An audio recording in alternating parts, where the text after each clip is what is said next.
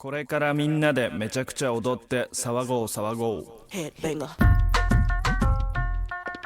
Le Gai Savoir. Une émission de Raphaël Antoven avec Paola Rehmann. À la technique, Pierre Mine. Et à la réalisation, François Connac. Give me some new shit. Give me some new shit. Give me some new shit. Mississippi. Disons-le tout de suite, l'antisémitisme compose pour la philosophie un merveilleux objet d'étude, simultanément complexe et transparent. Peu de maladies ont le bon goût d'apparaître autant et d'offrir à ce point leurs symptômes au scalpel du penseur, de sorte que travailler sur l'antisémitisme, eh bien, c'est un plaisir. People sing around. Et oui, et c'est à ce plaisir qui n'a rien de coupable que se livre Jean-Paul Sartre dans ses réflexions sur la question juive, qui sont en réalité, vous allez le voir et l'entendre, des réflexions sur la réponse antisémite à la question juive, ou, si vous préférez, sur la fumée sans feu que produit une conviction si fausse qu'elle falsifie le réel pour lui donner les contours de sa peur. L'antisémitisme, à tous égards, c'est une passion. Get your freak on. Who's that bitch? Bonjour Raphaël. Bonjour Paola. Monsieur de Charlus s'interrompit pour me poser des questions sur Bloch, dont on avait parlé sans qu'il eût l'air d'entendre, chez Madame de Villeparisis. Et de cet accent dont il savait si bien détacher ce qu'il disait qu'il avait l'air de penser à toute autre chose et de parler machinalement par simple politesse. Il me demanda si mon camarade était jeune, était beau, etc. Bloch, s'il eût entendu, eût été plus en peine encore que pour M. de Norpois, mais à cause de raisons bien différentes, de savoir si M. de Charlus était pour ou contre Dreyfus. « Vous n'avez pas tort, si vous voulez vous instruire, me dit M. de Charlus, après m'avoir posé ces questions sur Bloch, d'avoir parmi vos amis quelques étrangers. » Je répondis que Bloch était français. « Ah, me dit M. de Charlus, j'avais cru qu'il était juif. Peut-être pourriez-vous demander à votre ami de me faire assister à quelques belles fêtes au temple, à une circoncision, à des chants juifs. Il pourrait peut-être louer une salle et me donner quelques divertissements bibliques, comme les filles de Saint-Cyr jouèrent des scènes tirées des psaumes par Racine pour distraire Louis XIV. Vous pourriez peut-être arranger même des parties pour faire rire. Par exemple, une lutte entre votre ami et son père, où il le blesserait, comme David Goliath. Cela composerait une farce assez plaisante. Il pourrait même, pendant qu'il y est, frapper à coups redoublés sur sa charogne, ou comme dirait ma vieille bonne, sur sa carogne de mer. Voilà qui serait fort bien fait, et ne serait pas pour nous déplaire, hein, petit ami, puisque nous aimons les spectacles exotiques, et que frapper cette créature extra-européenne, ce serait donner une correction méritée à un vieux chameau. En disant ces mots affreux et presque fous, M. de Charlus me serrait le bras à me faire mal. Mais vous êtes incorrigible, Paola. Quoi qu'on fasse, vous parlez de Proust. Oui, Hein, c'était... vous recyclez la recherche dans toutes les circonstances, vous. Hein. On fait une émission sur Sartre et vous partez sur Proust. Mais C'est comme ça. c'était pour être sûr de vous intéresser à mon chapeau, Ah Raphaël. oui, je vois. À votre chapeau, oui, il a bon dos, votre chapeau. En plus, je vous signale, malhonnête, entre guillemets, que vous avez coupé le passage Eh oui, que vous avez petite cité. Une petite coupette. Parce que, effectivement, au cours de cette tirade insensée, puisque vous me lancez là-dessus, que le baron de Charlus... En fait, c'est une tirade dont le seul but du baron de Charlus est de connaître l'adresse de Bloch. Et pour connaître l'adresse de Bloch, Charlus s'indigne. Alors, avant d'en venir à cette proposition d'une cérémonie où Bloch battrait son père et lui ferait un peu mal sous les yeux de Louis XIV Charlus, avant cette proposition, Charlus, qui se refuse de condamner en bloc, puisque Bloch il y a, dit-il, une nation qui compte Spinoza dans ses rangs, Charlus commence par s'indigner. Pourquoi les Juifs fortunés profanent-ils des domaines antiques, sinon par goût du sacrilège? Au lieu de demeurer, dit-il, dans des ghettos homogènes, pleins de caractères hébreux sur les boutiques, de fabriques de pain azim, de boucheries juives, comment se fait-il que les fils de Sion, dit-il, choisissent d'élire domicile dans des lieux dits le prieuré, l'abbaye, le monastère, la maison Dieu, voire Pont-l'Évêque. D'ailleurs, il ajoute, il se demande si ça n'est pas à Pont-l'Évêque que demeurait un étrange juif qui avait fait bouillir des hosties, après quoi, ajoute-t-il, je pense qu'on le fit bouillir lui-même, ce qui est plus étrange encore, puisque cela a l'air de signifier que le corps d'un juif peut valoir autant que le corps du bon Dieu. Et au terme de tout cela, Charlus en vient à demander l'adresse de Bloch, parce qu'en fait, Charlus trouve que Bloch est joli garçon. Il lui plaît. Et comme souvent chez Charlus, le désir s'exprime d'abord par l'agressivité. Et en l'occurrence, c'est l'agressivité qu'il porte à Bloch. C'est vrai que, puisque on en parle, mais on reste un instant dessus, c'est vrai que la recherche du temps perdu est un grand livre sur l'antisémitisme français. Et avec des personnages ambigus, comme le baron de Charlus, comme Madame Verdurin, comme Madame Sazera, Les particularités de ces 3 personnages dans la recherche, c'est que ce sont 3 antisémites, incontestables, mais 3 antisémites dreyfusards. Charlus et Dreyfusard, dans la mesure où, à ses yeux, Dreyfus aurait commis un crime contre sa patrie s'il avait trahi la Judée. Mais ça n'a rien à voir avec la France. Votre Dreyfus, dit-il, pourrait plutôt être condamné pour infraction aux règles de l'hospitalité. Quant à Madame Verdurin, son antisémitisme ordinaire ne l'empêche pas de défendre en toutes circonstances l'innocence du bagnard. Et enfin, Madame Sazera, alors ça c'est un mystère complet, elle est absolument antisémite, mais dans le même temps, elle ne pardonne pas aux anti-Dreyfusards, et elle va jusqu'à devenir l'amie du père de Bloch, lequel se réjouit de cette amitié parce qu'il trouve dans l'antisémitisme de la dame la preuve de la sincérité de sa foi, ce qui est quand même extraordinaire. Donc vous avez dans la recherche effectivement toute une galerie d'antisémites tout à fait intéressants, en particulier les antisémites dreyfusards. Alors, vous avez dit au tout début, vous avez cité une phrase de Sartre, vous avez dit que l'antisémitisme était une passion. Et on retrouve ça dans les 3 types d'antisémites que vous avez cités dans la recherche. Mais le cas de Charlus, peut-être juste pour y revenir un instant, est quand même étrange, puisque, au fond, est-il vraiment antisémite si c'est son désir pour Bloch qui le conduit à dire toutes ces choses à partir dans ce délire? Si, au fond, il y a du désir, est-ce que... Charlus est un antisémite patrimonial, qu'est-ce que vous voulez? C'est la France tout entière. Il se vit lui-même comme la France tout entière, et donc il confond le juif et l'étranger. Mais son antisémitisme patrimonial ne l'empêche pas de trouver absolument détestable l'affaire Dreyfus, qui, dit-il, détruit la société par l'afflux des membres de la Ligue de la patrie française, que reçoivent ses cousines d'ailleurs, et il dit, comme si une opinion politique donnait droit à une qualification sociale. C'est-à-dire qu'il est l'un des premiers à repérer que l'antisémitisme bontain, l'antisémitisme salonnard, est en vérité l'antisémitisme des arrivistes qui ont compris par cette passion-là qu'ils pourraient éventuellement parvenir à leur fin mondaine. Donc, il est antisémite. Oui, bien sûr, il est antisémite. Mais c'est un antisémite qui déteste les antisémites dans la mesure où, d'une certaine manière, il considère que seul son antisémitisme à lui est acceptable et recevable. Il faudrait ajouter, alors si c'est le cas, bon, aucun antisémitisme n'est recevable naturellement, mais il faudrait ajouter peut-être parmi les antisémitismes étranges, celui de Bloch lui-même. Bloch lui-même, qui lui aussi est un Dreyfusard, mais enfin non seulement il est Dreyfusard, mais en plus il est juif, si vous voulez. Donc à l'époque, il a vraiment rien pour plaire. Mais alors Bloch, c'est celui qui, un jour, le narrateur est avec le marquis de Saint-Loup sur le sable, sur une plage à Balbec. Un jour que nous étions assis sur le sable, Saint-Loup et moi, nous entendîmes d'une tente de toile contre laquelle nous étions sortir des imprécations contre le fourmillement d'Israélites qui infestait Balbec. On ne peut pas faire 2 pas sans s'en rencontrer, disait la voix. Je ne suis pas par principe irréductiblement hostile à la nationalité juive, mais ici il y a pléthore. On n'entend que Titonk Abraham, Chefuch Kop. On se croirait Rutapoukir. C'est Proust écrit de cette façon-là. Et l'homme qui tonne ainsi contre Israël, ajoute le narrateur, sortit enfin de la tente, nous levâmes les yeux sur cet antisémite. C'était mon camarade Bloch. Bon, c'est moi qui vous ai lancé sur la recherche, donc oui. Je n'ai rien à dire. Mais venons à la question juive, à la réflexion sur la question juive de Sartre. Cela dit, vous n'avez pas tort, pardon, parce que Sartre a lu La recherche du temps perdu, et de très près. Et il y a une référence dans la question juive, on aura peut-être le temps d'y venir. Oui, mais c'est que, en fait, l'époque où Sartre a écrit La question juive, on est 2 ans après la guerre à peu près, est une époque où Sartre n'a pas encore honte de dire qu'il a lu Proust. Plus tard, il dira, c'est un écrivain bourgeois, épouvantable, affreux, atroce, etc., etc. Mieux vaut des écrivains ouvriéristes. Je ne sais plus comment il le dit, mais il se défendra ensuite d'avoir aimé Proust, non pas de l'avoir lu, mais de l'avoir aimé. Mais là, on est encore à un moment où Sartre accepte de se laisser tout simplement influencer par celui qui, de toute façon, l'influence, qu'il le nie ou qu'il y consente.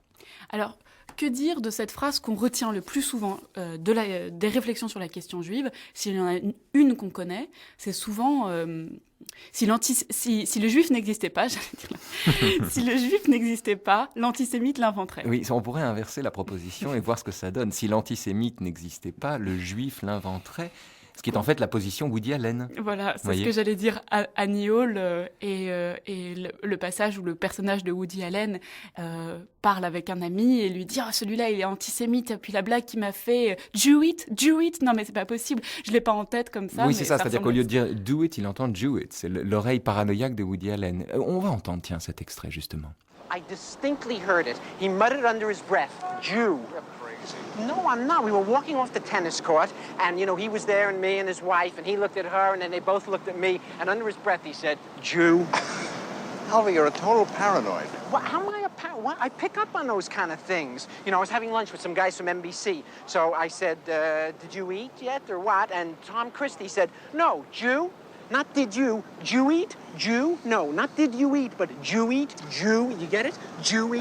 Max, you... Stop calling me Max. Why, Max? It's a good name for you. Max, you see conspiracies in everything. No, I don't. You know, I was in a record store. Listen to this. So I know there's this big, tall, blonde, crew-cutted guy, and he's looking at me in a funny way and smiling, and he's saying, yes, we have a sale this week on Wagner.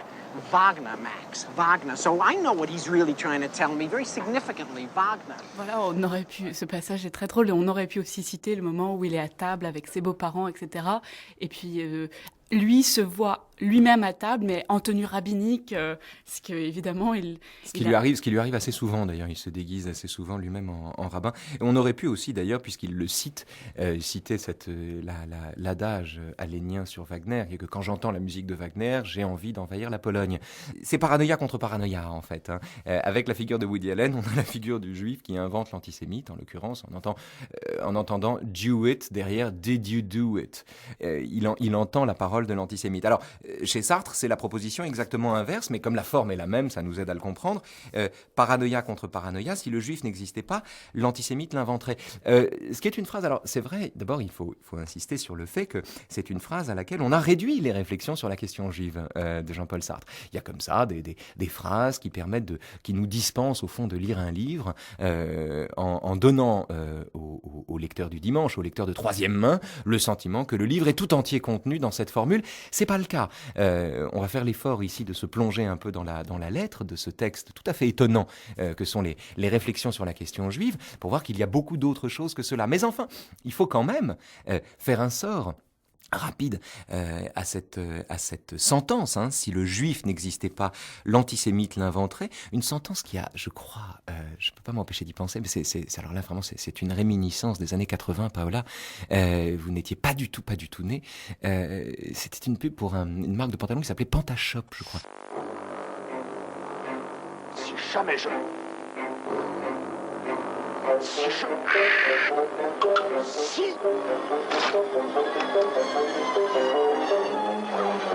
quoi? Si Pantashop n'existait pas... Il faudrait l'inventer, cher ami. En tout cas, dans l'immédiat, revenons-en à cette phrase. Si le juif n'existait pas, l'antisémite l'inventerait. C'est une phrase typiquement sartrienne. C'est une phrase qui correspond en tout point au dispositif mis en place par Sartre dès l'être et le néant, dès la nausée, en vérité. C'est-à-dire au dispositif qui consiste à faire la généalogie de l'essence d'un individu. L'essence d'un individu, ça n'est pas enfin, c'est comme ça qu'on le définit. En principe, c'est ce qu'un individu est au départ, en germe, et qu'il ne fait que déployer ensuite dans le temps de sa vie. Du point de vue de Sartre, l'essence est une création deux fois rétrospective. Soit à la façon d'un individu qui, ayant vécu toute sa vie librement, dit à la fin de la vie, ben voilà, c'était mon destin, donc il se donne une essence, un destin, il donne le sentiment que tous ces événements étaient contenus en germe dans le départ même de l'existence. Soit c'est le dispositif du garçon de café.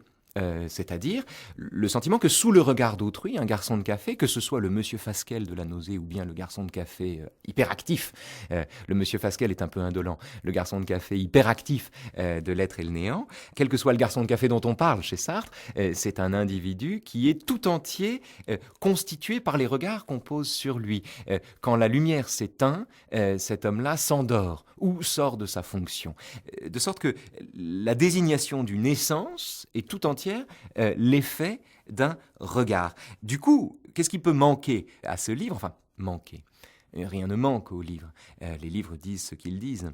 Mais l'une des dimensions que Sartre n'aborde pas vraiment dans les réflexions sur la question juive, c'est une dimension envisagée par Jankélévitch 10 ans plus tard dans Ressembler, dissembler, 10 ou 20 ans plus tard d'ailleurs, j'ai pas la date, dans laquelle Jankélévitch dit que reprend le dispositif sartrien d'une désignation du juif par l'antisémite, par la haine, donc d'une fabrication du bouc émissaire, bon, très bien. Et dans le même temps, il explique que le juif, être juif, c'est porter en soi la difficulté, dit-il, d'être différent. Donc Jankélévitch fait droit également à une spécificité identitaire du juif. Alors, il est amusant de voir de quelle façon Sartre lui-même évacue cette question dans les réflexions sur la question juive. Écoutez Sartre. Je ne nierai pas qu'il y ait une race juive. Mais il faut d'abord nous comprendre. Si l'on entend par race ce complexe indéfinissable où l'on fait entrer pêle-mêle des caractères somatiques et des traits intellectuels et moraux, je n'y crois pas plus qu'aux tables tournantes. Ce que j'appellerais, faute de mieux, caractère ethnique, ce sont certaines conformations physiques héritées qu'on rencontre plus fréquemment chez les juifs que chez les non-juifs. Encore convient-il de se montrer prudent. Il faudrait plutôt dire des races juives. On sait que tous les sémites ne sont pas juifs, ce qui complique le problème. On sait aussi que certains juifs blonds de Russie sont plus éloignés encore d'un juif crépus d'Algérie que d'un arien de Prusse orientale.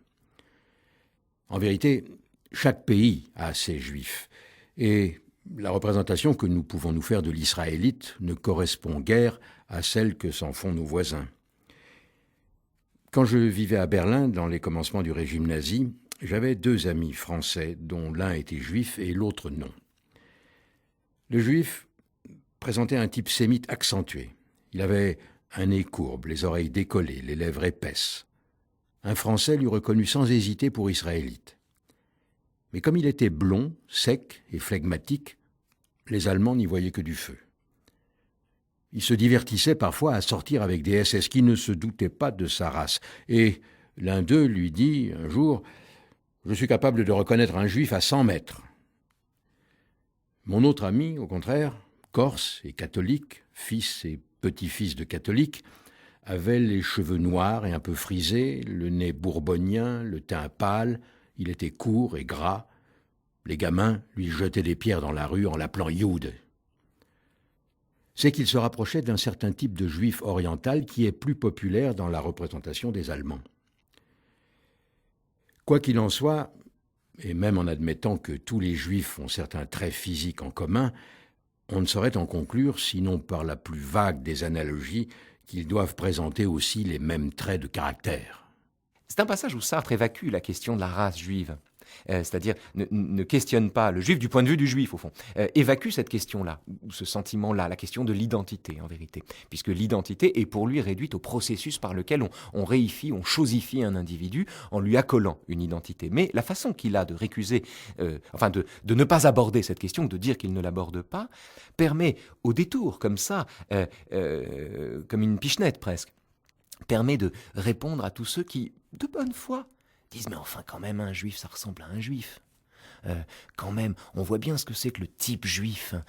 Celui qui dit ça et qui se défend de tout antisémitisme en le disant, se voit répondre par Sartre que la notion même de type juif n'est que indûment résumée dans les caractéristiques qu'un tel trouve au type juif. Si type juif il y en a plusieurs. Si race juive il y en a plusieurs. Donc c'est une façon aussi pour lui de répondre justement à cette tentation de réifier et au sentiment d'ailleurs qu'un juif peut avoir lui-même de ressembler à un juif.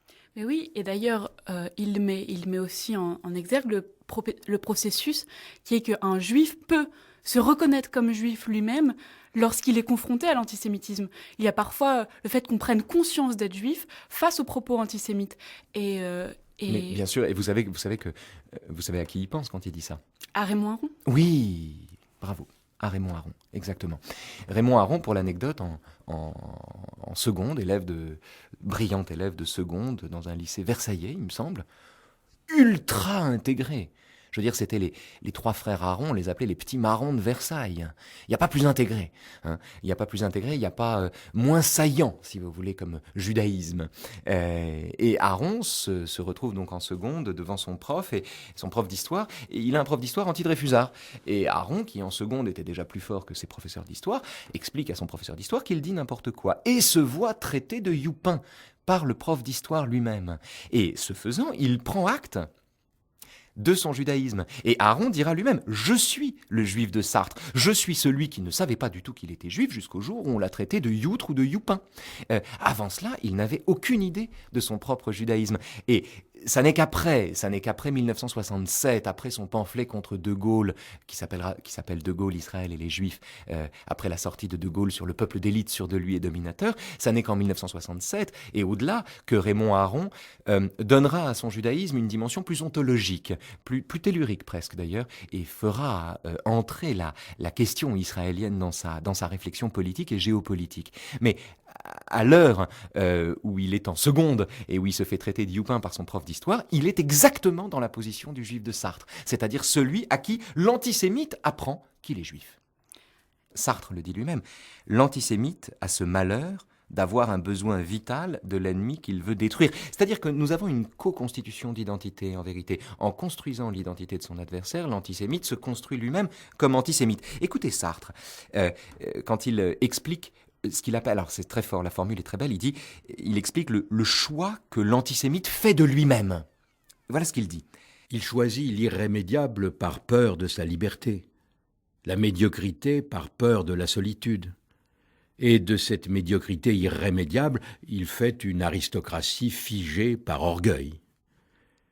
Pour ces diverses opérations, l'existence du juif lui est absolument nécessaire. À qui donc sans cela serait-il supérieur ? Mieux encore, c'est en face du juif et du juif seul que l'antisémite se réalise comme sujet de droit. Si, par miracle, tous les Israélites étaient exterminés comme ils le souhaitent, ils se retrouveraient concierges ou boutiquiers dans une société fortement hiérarchisée où la qualité de vrai Français serait à vil prix puisque tout le monde la posséderait. Il perdrait le sentiment de ses droits sur son pays puisque personne ne les lui contesterait plus.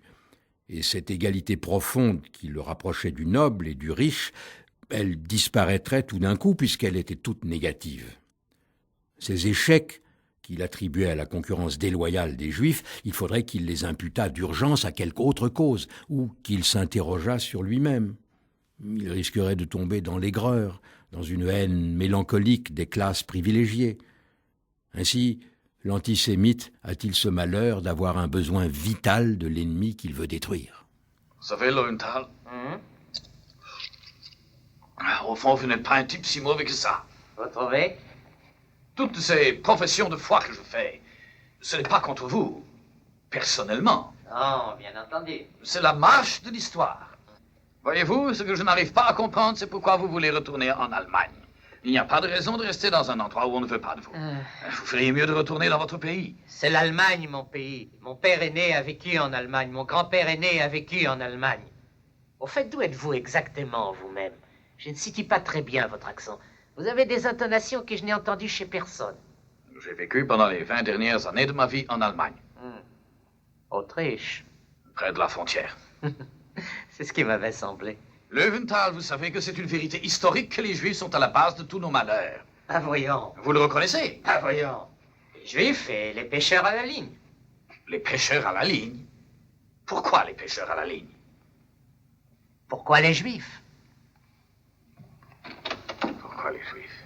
Reprenons le texte que vous venez de lire de Sartre, et si on l'applique aujourd'hui au contexte, est-ce qu'on ne peut pas penser que cet antisémite qui serait tout d'un coup dépourvu de son juif, qui trouverait plus son juif à haïr, est-ce qu'il ne pourrait pas recharger... Son juif à haïr, pardon, pas là, son juif à haïr ou bien son juif à aimer. C'est aussi une dimension de l'antisémite, c'est-à-dire que tout antisémite a son bon juif. Céline avait son bon juif. Tout antisémite a son bon juif, ou sa bonne juive d'ailleurs, à la façon dont on dit « je ne suis pas raciste, j'ai d'excellents amis étrangers, mais ils sont charmants et ils se tiennent bien à table ». L'antisémite a besoin de haïr le juif comme il a besoin de brandir le juif qu'il aime pour montrer qu'il ne les déteste pas tous. Voilà, je clôt cette parenthèse. Est-ce que ce réservoir, une fois vidé, pourrait pas être rempli par une autre haine, la haine des gitans, la haine des arabes, la haine des riches.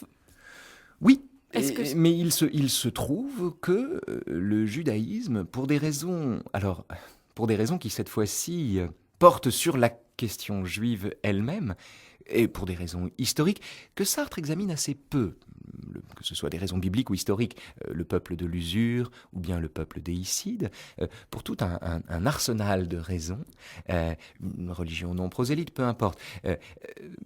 Le juif est le terrain d'élection du bouc émissariat. Voilà, c'est comme ça. Ça a toujours été comme ça. Il y en a d'autres, hein, il y en a d'autres. Il ne faut pas de jaloux ni de concurrence des victimes. Mais il est vrai que historiquement, l'antisémitisme est une passion tout à fait particulière. J'irai juste un tout petit peu plus loin sur ce point-là. On en a déjà parlé d'ailleurs.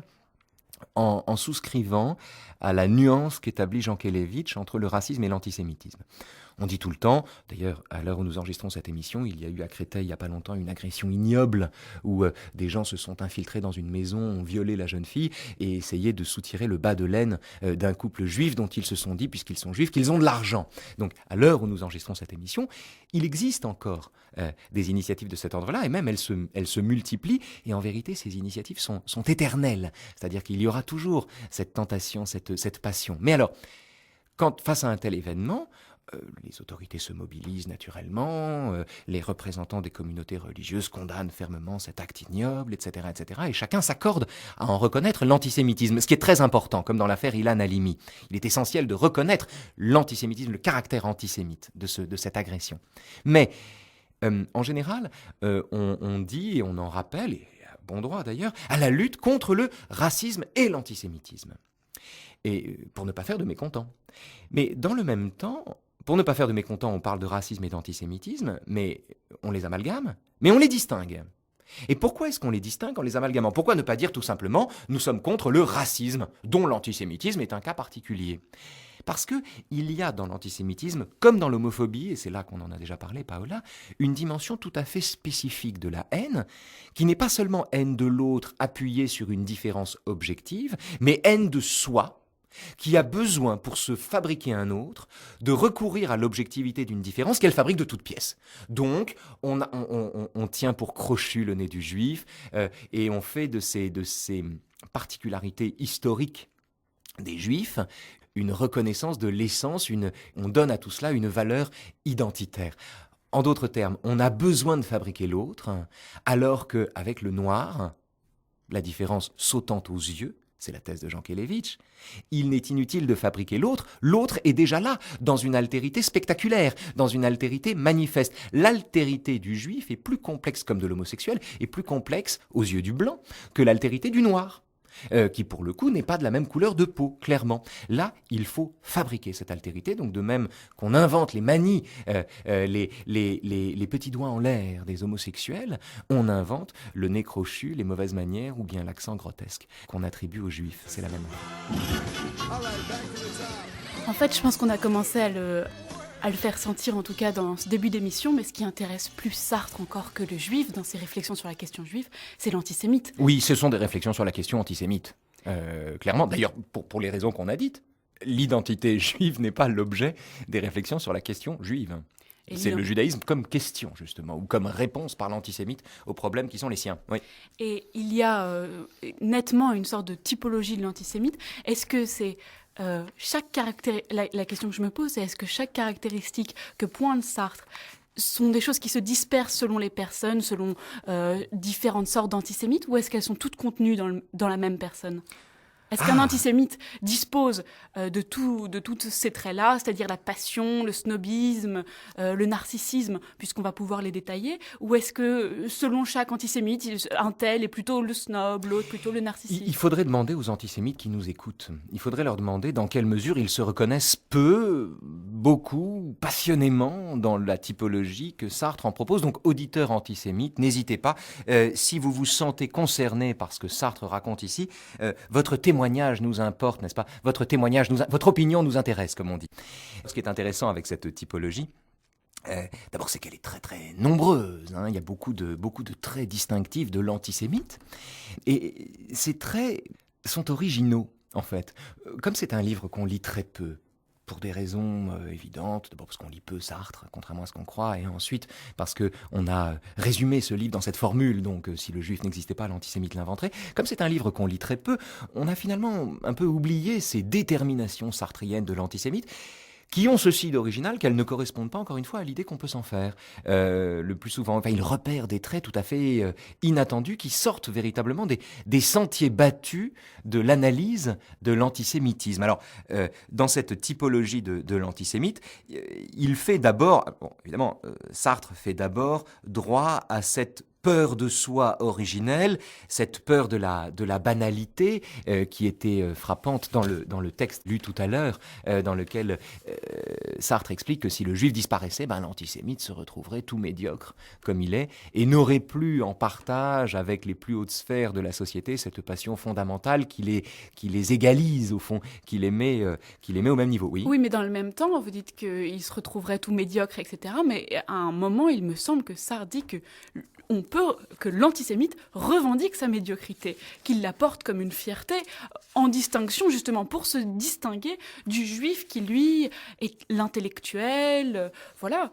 Tout à fait, puisque l'antisémite, au fond, l'un des types, l'une des caractéristiques de l'antisémitisme chez Sartre, selon Sartre, c'est cette passion de la grégarité.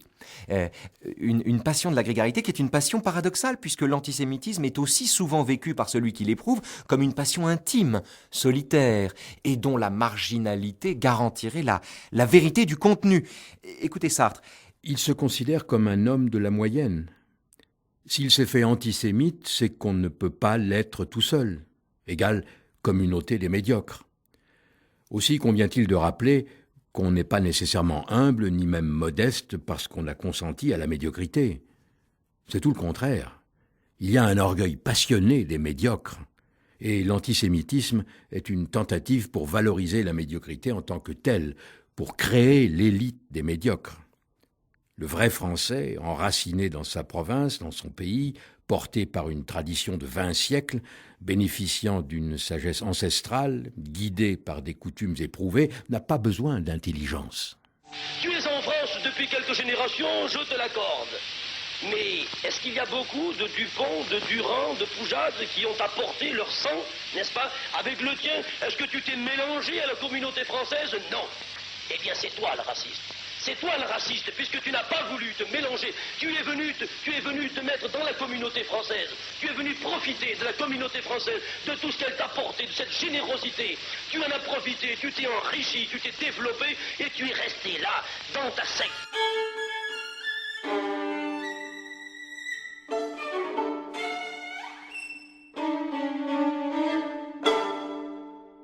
Il faut préciser que dans l'archive qu'on a entendue, Poujade s'adresse à Pierre Mendès France. Oui, c'est de Mendès qu'il parle, oui. Tu es resté dans ta secte, en inversant la proposition, en disant c'est pas moi qui suis raciste, c'est toi qui es différent, et c'est toi qui le revendique. Bon, il y aurait beaucoup de choses à dire, d'ailleurs Roland Barthes, dans ses mythologies, fait grand cas de Poujade et de la pathologie dont le poujadisme est le symptôme. Et je dois dire que ce sont des passages tout à fait brillants des mythologies, quand il se penche sur Poujade. Oui. Mais il y a beaucoup de choses à dire dans l'extrait qu'on a entendu, de l'extrait qu'on a entendu, mais je voudrais revenir sur quelque chose dont Sartre parle dans les réflexions, c'est sur la rhétorique de l'antisémite. C'est quasiment absurde ce qu'on vient d'entendre, cette façon d'inverser et de transformer Mendès France en raciste. C'est absurde, personne n'y croit. Ça ne convainc même pas les antisémites. Et ça fait partie de ce que dit Sartre sur le langage, le peu de foi qu'accorde l'antisémite au langage, puisque de toute façon, c'est irrationnel, et il le sait, et c'est à ça qu'il adhère. Oui, mais je le soupçonne de sincérité. Et je crains qu'il n'emporte plus d'adhésion que vous ne pensez. Oui, mais l'adhésion, pas par... Les gens qui adhèrent à ce genre de propos n'y adhèrent pas par rationalisme. Ils ne sont pas convaincus des arguments de Poujade. Ils y adhèrent a priori, on pourrait dire. Ils veulent exister. Écoutez Jean-Paul Sartre, qui vous répondra mieux que moi, parlant des antisémites. Ils veulent exister tout à la fois et tout de suite. Ils ne veulent point d'opinions acquises. Ils les souhaitent innées. Comme ils ont peur du raisonnement, ils veulent adopter un mode de vie où le raisonnement et la recherche n'est qu'un rôle subordonné, où l'on ne cherche jamais que ce qu'on a déjà trouvé, et l'on ne devient jamais que ce que déjà on était. Alors, cette généalogie de la passion antisémite chez Sartre culmine chez Poujade dans le sentiment qu'il y a une éternité de la race française qui viendrait être envahie par le bacille sémite qui refuserait de s'y mêler. Et c'est intéressant parce qu'un antisémitisme caricatural comme celui qu'on vient d'entendre est un antisémitisme qui révèle à merveille, et c'est souvent le cas avec l'antisémitisme, justement, c'est pour ça que c'est intéressant de travailler dessus, que c'est une matière passionnante parce que c'est une matière en un sens hospitalière, disponible. Elle montre à merveille ses propres mécanismes. Et Sartre explique que si le juif n'existait pas, l'antisémite l'inventerait, et que l'antisémite a la passion de la médiocrité et veut forger une communauté des médiocres tout en se vivant comme marginal. Or, en un sens, on pourrait dire que Poujade, implicitement dans une déclaration comme celle-là, souscrit à peu près à la totalité du diagnostic sartrien. C'est-à-dire qu'il se présente exactement comme Sartre a voulu présenter l'antisémite. Écoutez-le encore, Sartre. L'antisémitisme a choisi la haine parce que la haine est une foi. Il a choisi originellement de dévaloriser les mots et les raisons. Comme il se sent à l'aise à présent, comme elles lui paraissent futiles et légères, les discussions sur les droits du juif, il s'est situé d'emblée sur un autre terrain.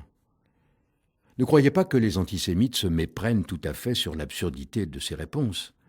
Ils savent que leurs discours sont légers, contestables, mais ils s'en amusent. C'est leur adversaire qui a le devoir d'user sérieusement des mots puisqu'il croit aux mots. Eux, ils ont le droit de jouer. Il y a comme un arrière-goût de pisse, elle me dit. Ah mais d'accord, non mais c'est vrai. Mais moi je suis pour rien, moi. Moi je suis un irresponsable, hein, je veux dire, professionnel, attention. Hein. Oh, non, moi je lui ai dit, laissez-moi tranquille. Hein. De toute façon, à partir de maintenant, c'est fini, je ferme ma gueule, attends, ça va. Non, j'ai décidé de repositionner complètement mon image. Ouais. À partir de maintenant, je vais zouker. Tiens, musique.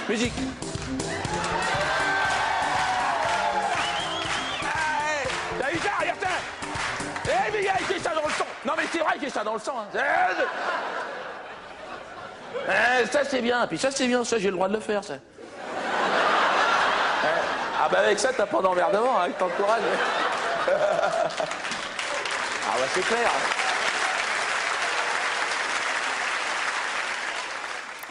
Raphaël, on a entendu un extrait de Dieudonné à la main d'or, sûrement. Mais dans l'extrait qu'on vient d'entendre, hein, qu'on a fait entendre à nos auditeurs, il n'est pas question de juifs. Non, il n'est pas question de juif, mais il est question de la difficulté dans laquelle il se trouve de parler du juif. Ce qui fait que dans le spectacle de Dieudonné, jouant avec talent, malheureusement, sur le fait qu'il ne peut pas ou qu'il se vive comme interdit de parole, au fond, il fait du juif le grand tabou de son discours, c'est-à-dire celui qui est omniprésent parce qu'on ne le cite jamais. C'est un procédé, alors pour le coup, qui, pour le meilleur, par exemple, donne des chansons comme Le Blason de Brassens, vous savez, où il parle du sexe des femmes sans jamais dire le mot « con ». En expliquant que celui qui l'inventa devait en être infameux, parce que c'est un mot atroce pour désigner la plus belle chose qui soit. Ici, le procédé est le même, au fond. Malheureusement, le procédé est le même, c'est-à-dire qu'il ne dit pas ce dont il parle et on n'entend que cela. Cela dit, la meilleure preuve que Dieudonné se trompe, ce sont les sketchs de Desproges, par exemple. Desproges est allé plus loin que Dieudonné pourrait en rêver lui-même. La différence, c'est que Dieudonné présente un discours ouvertement politique sous une forme facétieuse, alors que Desproges prend l'air doctoral pour dire ce qu'il vit lui-même comme autant de conneries. C'est ça la différence, c'est ça la nuance, c'est-à-dire que c'est une nuance fondamentale. C'est-à-dire que dans un cas, c'est la facétie et la couverture d'un propos inacceptable. Dans l'autre, le propos inacceptable recouvre, ce qui ne trompe personne, la facétie ou le facétieux qui parle, c'est-à-dire Desproges. Donc Dieudonné, c'est le contraire de Desproges. C'est le contraire parfait de Desproges. C'est le contraire de la liberté, au fond, puisque c'est la censure elle-même. C'est-à-dire que en se représentant lui-même ou en se présentant lui-même comme censuré par les autorités, il se plaint de n'avoir pas le droit de tenir lui-même le discours du censeur, ce que Desproges n'a jamais revendiqué. On me dit que des juifs se sont glissés dans la salle. Vous pouvez rester, hein. N'empêche que on ne m'ôtera pas de l'idée que pendant la dernière guerre mondiale, de nombreux juifs ont eu une attitude carrément hostile à l'égard du régime nazi. Il est vrai que les Allemands, de leur côté, ne cachaient pas une certaine antipathie à l'égard des Juifs. Mais enfin, ça n'était pas une raison pour exacerber cette antipathie en arborant une étoile à sa veste pour montrer qu'on n'est pas n'importe qui. Qu'on est le peuple élu. Et pourquoi j'irais pointer au Vélodrome d'hiver? Et qu'est-ce que c'est que ces wagons sans banquette? Et j'irai aux douches si je veux. Quelle suffisance, hein. Attention, ne me faites pas dire ce que je n'ai pas dit. Hein. Je n'ai rien contre ces gens-là. Bien au contraire. Je suis fier d'être citoyen de ce beau pays de France, où les Juifs courent toujours. Et dans les caractéristiques que Sartre donne à l'antisémite, auxquelles souscrit vraiment Dieudonné Un moment, par exemple, Sartre dit, parlant des antisémites, il dit « Ils aiment même à jouer avec le discours, car en donnant des raisons bouffonnes, ils jettent le discrédit sur le sérieux de leur interlocuteur. Ils sont de mauvaise foi avec délice, car il s'agit pour eux non pas de persuader par de bons arguments, mais d'intimider ou de désorienter. » Tiens, écoutez. C'est vrai qu'après ce qui m'est arrivé, j'aurais pu glisser dans le larmoyant, me répandre dans la pleurniche, tu sais, pardon, excusez-moi, 4000 ans de persécution quand même. Non, ça on n'a pas le droit.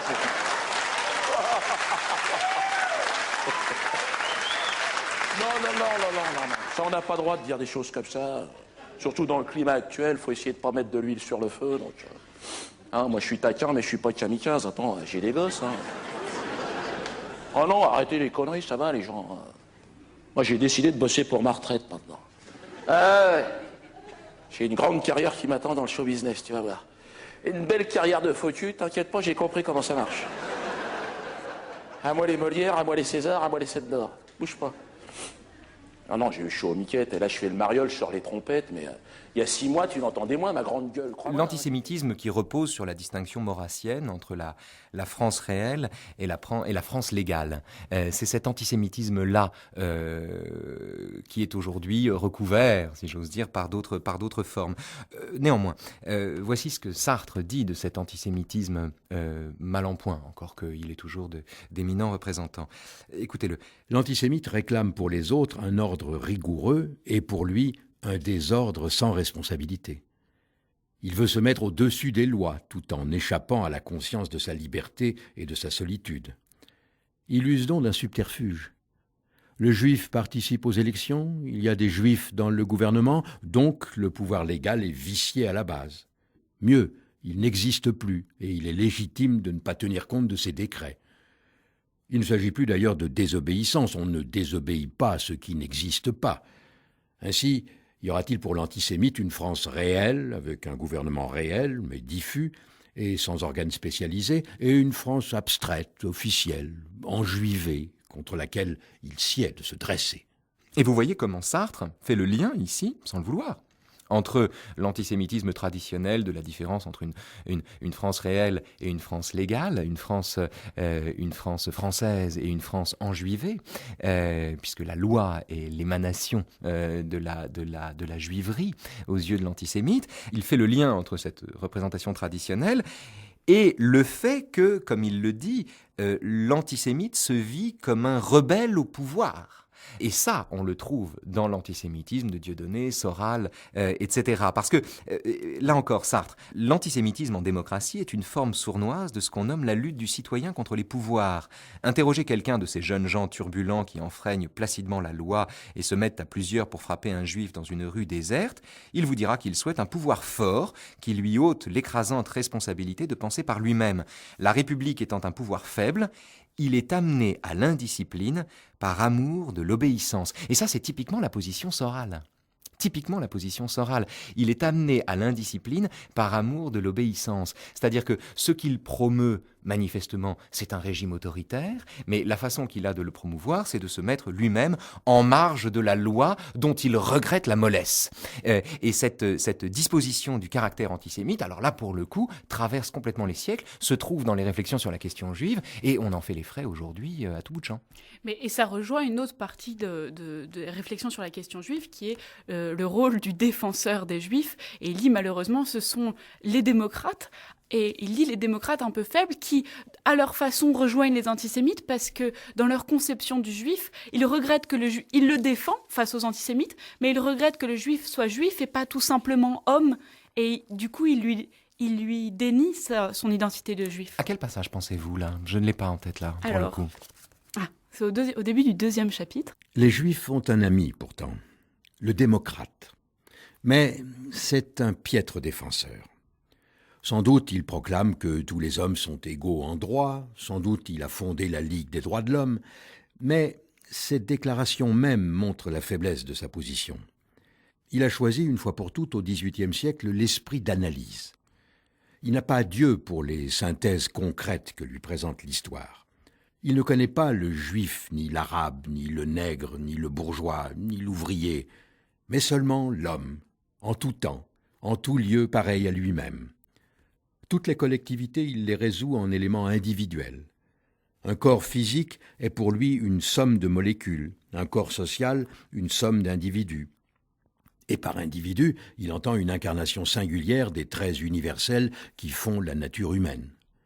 Ainsi, l'antisémite et le démocrate poursuivent inlassablement leur dialogue sans jamais se comprendre ni s'apercevoir qu'ils ne parlent pas des mêmes choses. Si l'antisémite reproche aux Juifs son avarice, le démocrate répondra qu'il connaît des Juifs qui ne sont pas avares et des chrétiens qui le sont. Mais l'antisémite n'est pas convaincu pour autant. Ce qu'il voulait dire, c'est qu'il y a une avarice juive, c'est-à-dire influencée par cette totalité synthétique qu'est la personne juive. Ce qui est fou dans ce texte, c'est qu'il désigne... Alors, il y a deux choses folles. D'abord, c'est que le tort du démocrate, c'est de croire qu'il croise l'homme, le genre humain, à la faveur d'un individu. Or, c'est exactement le reproche que Joseph de Maistre fait aux révolutionnaires, dont il considère qu'il parle de l'homme en général, alors que lui-même ne connaît que des Anglais, des Français, des Italiens, des Russes, etc. En d'autres termes, Joseph de Maistre fait valoir l'irréductible enracinement de chaque individu, et donc une différence irréductible entre tous les représentants de la communauté humaine, différence qui est méconnue par ce goût de l'abstraction des amis du genre humain ou de l'humanité comme genre, que leur abstraction, au fond, dispense en un sens de l'engagement. Mais ce qui est frappant dans ce passage, c'est qu'il accole aux démocrates le tort de disposer de l'esprit d'analyse. Bien. Or, que dit-il de l'antisémite? Que c'est un esprit de synthèse. Écoutez-le. Le juif, dit l'antisémite, est tout entier mauvais, tout entier juif. Ses vertus, s'il en a, du fait qu'elles sont à lui, se tournent en vice. Les ouvrages qui sortent de ses mains portent nécessairement sa marque. Et s'il construit un pont, ce pont est mauvais, étant juif, de la première arche jusqu'à la dernière. Une même action faite par un juif et par un chrétien n'a pas le même sens dans les deux cas. Le juif communique à tout ce qu'il touche, je ne sais quelle exécrable qualité. Ce fut l'accès des piscines que les Allemands interdirent aux Juifs en premier lieu. Il leur semblait que si le corps d'un Israélite se plongeait dans cette eau captive, elle serait salie tout entière. À la lettre, le Juif souille jusqu'à l'air qu'il respire. Si nous essayons de formuler en proposition abstraite le principe auquel on se réfère, il viendra ceci: un tout est plus et autre chose que la somme de ses parties. Un tout détermine le sens et le caractère profond des parties qui le composent. Autrement dit, l'antisémite a besoin, dans son a priori, dans son préjugé, d'identifier une essence juive, de la tenir pour rétrospective, enfin non pas pour rétrospective, mais de la tenir pour initiale, alors qu'elle est une création rétrospective, de la tenir pour initiale, et de considérer qu'ensuite, cette essence du juif répand ses métastases dans tout le corps de la société. Et ce faisant, il assigne à l'antisémite ce qu'il appelle un esprit de synthèse. Ce sont des esprits synthétiques, c'est-à-dire ce sont des êtres à qui la désignation d'une essence donne la tentation de considérer que le juif est tout entier juif, c'est-à-dire tout entier mauvais, et qu'il y a plus dans le tout que dans la somme de ses parties. Parmi les critiques, les qualités que Sartre donne à l'antisémite, il y en a une assez étonnante quand même. C'est un moment où l'antisémite serait un optimiste. Alors je lis le passage auquel je fais référence. Il dit « Sous l'amertume de l'antisémite se dissimule cette croyance optimiste que l'harmonie, une fois le mal évincé, se rétablira d'elle-même. Sa tâche est donc uniquement négative. Il ne saurait être question de construire une société, mais seulement de purifier celle qui existe. » Pour atteindre ce but, ajoute-t-il, le concours des juifs de bonne volonté serait inutile et même néfaste, et d'ailleurs un juif ne saurait être de bonne volonté. Chevalier du bien, l'antisémite est sacré. Le juif est lui aussi sacré à sa manière, sacré comme les intouchables, comme les indigènes, frappés d'un tabou. Oui, en effet, c'est un optimiste. Enfin, si disons que l'antisémitisme est un optimisme, alors c'est un optimisme qui, comme souvent les optimismes d'ailleurs, ne veut pas ce qu'il veut. C'est-à-dire que l'antisémite veut la mort du juif, hein, c'est ce que Sartre finira par dire. L'antisémite veut la mort du juif, mais il ne la veut pas, dans la mesure où la mort du juif le renverrait à lui-même, c'est-à-dire le dépouillerait de ce qui lui permet de se forger à lui-même une identité, de se forger pour lui-même une identité. Mais dans le même temps, le dualisme que l'antisémite fait valoir entre d'un côté les Français, de l'autre côté les Juifs, pour le dire très simplement, ce dualisme a quelque chose de rassurant, dans la mesure où, du point de vue de l'antisémite, s'il ne s'agit, c'est Sartre qui parle, s'il ne s'agit que d'ôter le mal, c'est que le bien est déjà donné.